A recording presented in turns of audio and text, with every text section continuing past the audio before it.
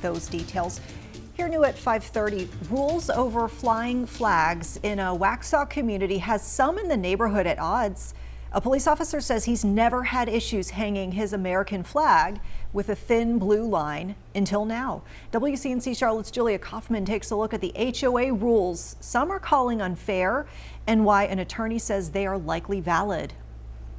The Millbridge community in Waxhaw is playing a game of capture the flag. Neighbors say they're losing to a restrictive HOA.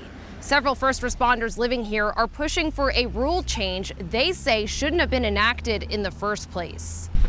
One of the flags permitted in this neighborhood is red, white, and blue. Chris Castrogiovanni wants to be allowed to back the blue. Somewhere along the line, you should have included the blue line, the first responders. He's flown this flag with no problem for years. But a couple weeks ago, he got a notice saying he must take it down. His law enforcement neighbors were forced to do the same. As a former NYPD cop that responded to 9/11, Castrogiovanni says the blue line is a way to remember lives lost in the line of duty. I went to 26 funerals after 9/11. I went to every NYPD one, and I went to three fire department ones. The HOA's flag rule, which was added a couple years ago, states the only flags allowed are of official countries, North Carolina, and military branches. Neighbors say they never voted on this change to the neighborhood rulebook, called the CCR, so they don't think it's valid. You're supposed to get the vote of the entire subdivision. The management company for Millbridge tells WCNC Charlotte the rule was added by the developer before giving control to homeowners.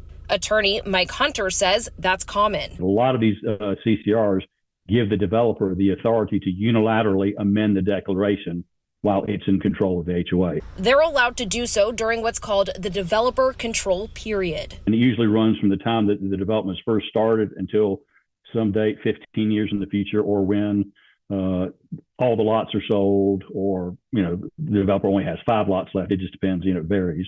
Despite the fine print, Castrogiovanni is hoping for the support of his community to make a change. Homeowners are allowed to change the rules, but they must request a vote of the entire community. Castrogiovanni says he'll be doing that next month. In Waxhaw, Julia Kaufman, WCNC Charlotte.